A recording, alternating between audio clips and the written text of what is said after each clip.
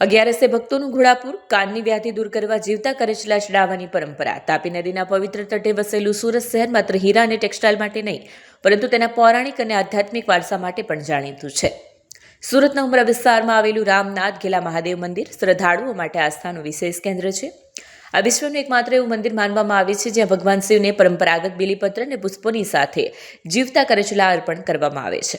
વર્ષોથી ચાલી આવતી આ વિશિષ્ટતા પરંપરા પાછળ ઊંડી ધાર્મિક માન્યતાઓ જોડાયેલી છે, જે દર વર્ષે હજારોની સંખ્યામાં ભક્તોને અહીં ખેંચી લાવે છે.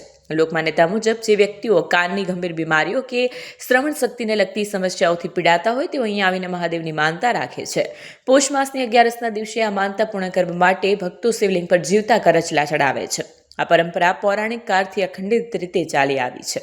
આ ઐતિહાસિક અને ધાર્મિક પૃષ્ઠભૂમિને કારણે રામનાથ ઘેલા મંદિરનું મહત્વ શ્રદ્ધાળુના હૃદયમાં વિશેષ સ્થાન ધરાવે છે. જ્યારે ભગવાન રામ પિતૃ તર્પણ કરી રહ્યા હતા ત્યારે સમુદ્રના મોજાની સાથે અનેક જીવતા કરચલા શિવલિંગ પર આવી પડ્યા હતા. આ ઘટના બાદ ભગવાન રામે કરચલાઓને આજીવન શ્રાપ મુક્ત કરીને વરદાન આપ્યું હતું કે જો કોઈ ભક્ત કાનની તકલીફ અથવા કાનમાંથી રસી નીકળવા જેવી સમસ્યા સમયે કરચલા ચડાવશે તેની વ્યાધિ દૂર થશે. આ કથાના પ્રભાવ હેઠળ આજે પણ હજારો ભક્તો શ્રદ્ધાપૂર્વક આ વિધિ કરે છે. જૈનેશ રાઠોડ નામના એક ભક્તે જણાવ્યું કે તેમની પત્નીના કાનમાંથી રસી નીકળતી હોવાથી તેમણે રાખેલી માનતા ફળી છે અને તેઓ શ્રદ્ધાપૂર્વક અહીં કરચલા ચડાવવા આવ્યા છે.